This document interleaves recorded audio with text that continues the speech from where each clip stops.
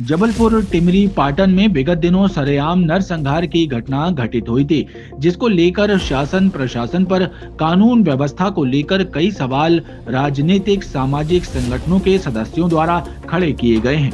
इस घटना को लेकर डी इंडिया न्यूज संवाददाता इस्लाम खान ने मृतकों के परिजनों से घटना को लेकर बातचीत कर उनका हाल जाना।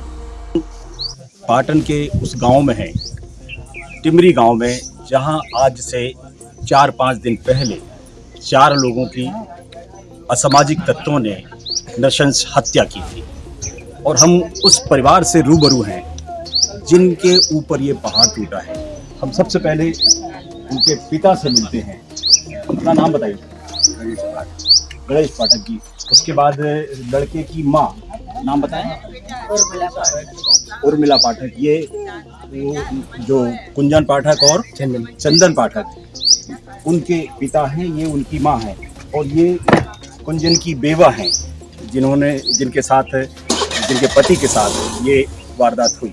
और साथ ही ये हैं छोटे भाई चंदन की पत्नी। आप बताएं कि किस तरह का अंदेशा था कि इतने छोटे से वक्त में छोटे छोटे आपके बच्चे हैं, इस तरह का कोई अंदेशा था? किस तरह की कोई घटना आपके पति के साथ हो? नहीं, बिल्कुल नहीं था, अंदेशा नहीं था। अब क्या सोचती हैं? क्या सोचते हैं? तो कुछ नहीं सोच सकती, हमारे से सब चलेगी।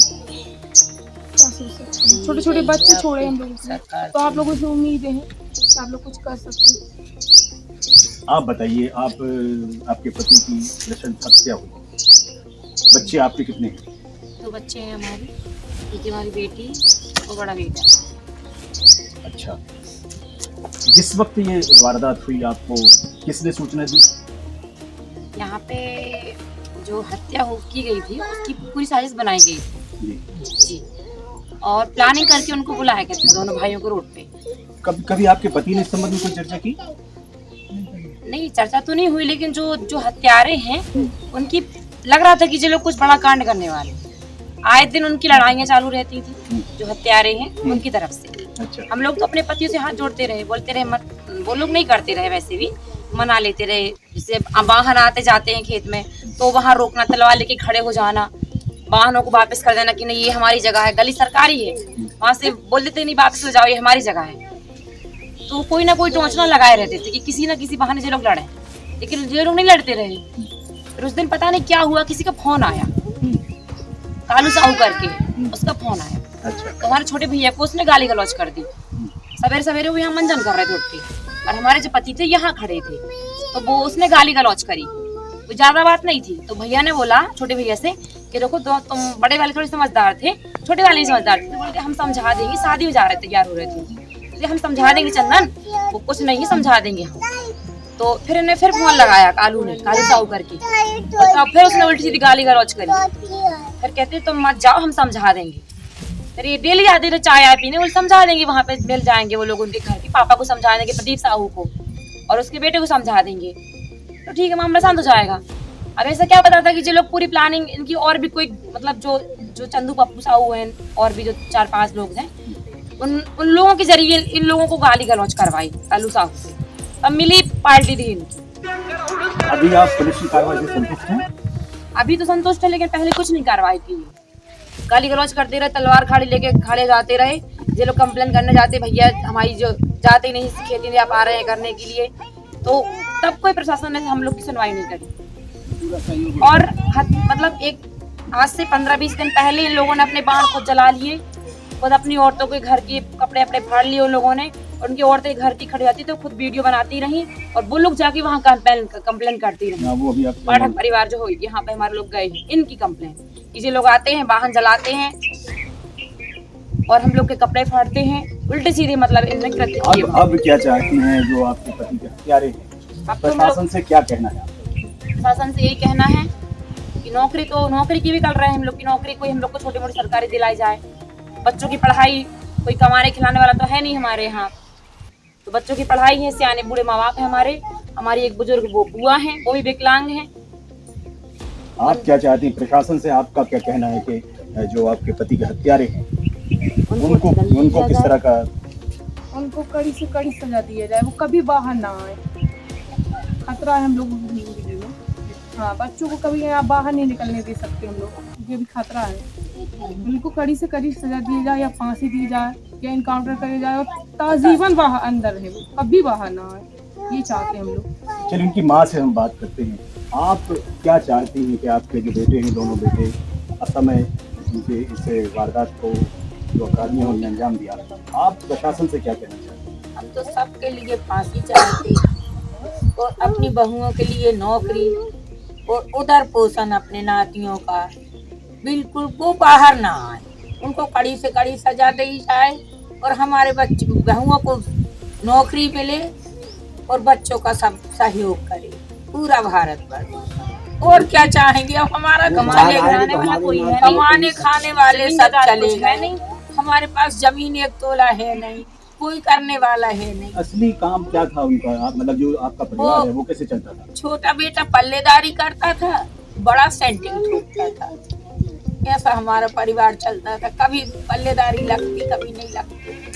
तो अभी आपके परिवार में मैं ये कह रहा हूँ, आप जो बताएं, जो आपसे बात हुई है उसके मुताबिक आपके परिवार के पास इस वक्त चूल्हा जलाने का या इनके पेट पालने का कोई साधन नहीं है। आज के खाने के लिए मोहताज है, मोहल्ला से खाना आ रहा है वो खा रहे हैं। बताओ, इससे ज्यादा दयनीय स्थिति का हो। कितने सदस्य हैं परिवार में? परिवार में हम लोग 2 बहुएं, 4 नाती और एक हमारी नंद विकलांग है वो, और 2 झंझे। उनका भरण पोषण वही करते थे? वही करते थे हमारे भी। अच्छा, वही कमा कर लाते? वही कमा कर लाती थी। की दवाइयाँ चल माँ बाप और एक बुआ, मृतक बच्चों की माँ बाप, एक बुआ, 4 बच्चे उनके, 2 पत्नियां, कितने का भरण पोषण करते थे। अब कौन करेगा? तो ये है वो हालात उस परिवार के बुआ जिनके का लेके दोनों आओ बच्चों को, दोनों बच्चों की हत्या कर दी गई। उस परिवार को पालने वाले वही 2 शख्स थे। प्रशासन, ये दूसरे भाई का घर है जहाँ पर 4 भाइयों की नशल से हत्या हुई थी। तो एक घर से मैं आपसे रूबरू करा चुका हूँ, दूसरा ये वो घर है जिनके 2 जवान बच्चों की उन अपराधियों ने नशल से हत्या की। इसमें से ये उस बच्चों के पिता है जिनके दोनों बच्चों की डेथ, यानी जिनके दोनों बच्चों को इस दिन हत्या की गई। सर, अपना नाम बताइए। विजय कुमार। दुबे जी, इसकी खबर आपको कब लगी? मुझे इसकी खबर करीब 10 मिनट बाद लगी। जब मैं वहाँ पर पहुँचा, वहाँ पे एक चिड़िया भी नहीं थी और लगभग 20 मिनट मेरे रोने चिल्लाने के बाद मेरा जो भाई था, जिसको थोड़ी चोट लगी हुई है हाथ में, वो कहीं पे छिपा हुआ था, वो वापस मेरे पास आया। मैंने उससे कहा ये क्या हो गया? उसने कहा मुझको तलवार लग गई कुंजन को बचाने में। उसके बाद में फिर अन्य लोग आने लगे। पुलिस कितनी देर के बाद आई? पुलिस लगभग 2 घंटे के बाद आई।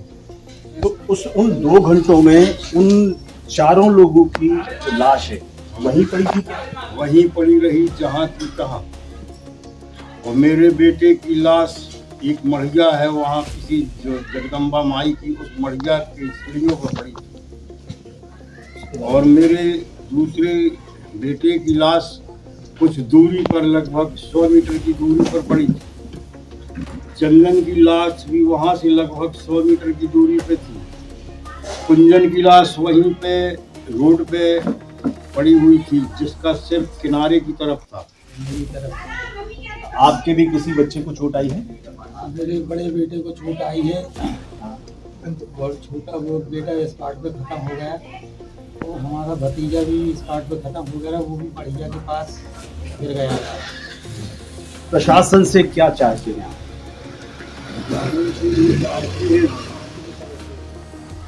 हमारे बच्चों का जो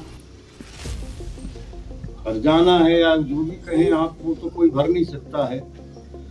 और जो वो बहुएं विधवा हुई हैं, उनके हिसाब से उनकी क्षतिपूर्ति तो कोई कर नहीं सकता है। मगर मैं शासन से, प्रशासन से अनुरोध करूंगा जो जहाँ पे उनका जो ये कृत्य किया गया है, जो दुकानों पे जो औजार इन्होंने छुपा के रखे थे, वो हीरा मार्केट है, उस हीरा मार्केट को क्षतिपूर्ति के लिए इन मृतक बच्चों के परिवार वालों को वो दुकानें दे दी जाए, राजस्व विभाग से रजिस्ट्री सहित दी जाए, अन्यथा किसी प्रकार से इस क्षति को पूरा नहीं किया जा सकता है। भविष्य में कोई इस तरह की उम्मीद है कि कोई और वारदात आपके खिलाफ हो सकती है? भविष्य में तो अभी और भी वारदातें हो सकती है, उनके मन में क्या है ये तो नहीं कहा जा सकता है, क्योंकि उनके साथ पूरा कानूनी संरक्षण प्राप्त है, राजनीति संरक्षण प्राप्त है। आपने राजनीति की बात की, क्या किसी तरह के राजनीतिक हाथ है उनके ऊपर? उनके ऊपर बहुत से हाथ है राजनीतिक भैया। इसका गहराई से अगर पुलिस जांच करे तो इसमें बहुत दूर दूर तक तार मिलेंगे इनके तार बहुत दूर दूर तक मिलेंगे। इससे बहुत गहराई से जांच करे पुलिस, उसमें ईमानदारी से तभी हो सकता है। पुलिस वाले हम लोगों की रिपोर्ट नहीं लिख रहे हैं। पहले हम पुलिस वालों कहा लड़कों को भेजो रिपोर्ट करने, तो पुलिस वाले रिपोर्ट भी नहीं लिख रहे चौक। पहले की बात। हाँ, पहले की बात है। अब जो हालात हैं इस वक्त, आप पुलिस की कार्रवाई से संतुष्ट हैं? संतुष्ट तो हैं अभी, जैसा पूरा प्रदेश लगा है हम लोगों के लिए। और प्रशासन की भी बहुत मदद कर रहे हैं वो अपनी सब। जैसा कि आपने देखा, इन लोगों का साफ तौर पे कहना है कि अगर पहले पुलिस इस बात को नोटिस कर लेती या उनके खिलाफ कोई कार्रवाई कर लेती तो शायद ये वारदात नहीं होती। लेकिन ये भी सच है कि आने वाले वक्त में जो दो लोग फरार हैं, पुलिस की जिम्मेदारी है कि जितनी जल्दी हो सके उन्हें अरेस्ट करें। और इन्हें भी एक अंदेशा है कि उनके खिलाफ अगर वो जो दोनों लोग फरार हैं, कहीं ना कहीं किसी तरह की वारदात को अंजाम दे सकते हैं। कैमरामैन यश साहू के साथ Islam Khan, D India news, Jabalpur.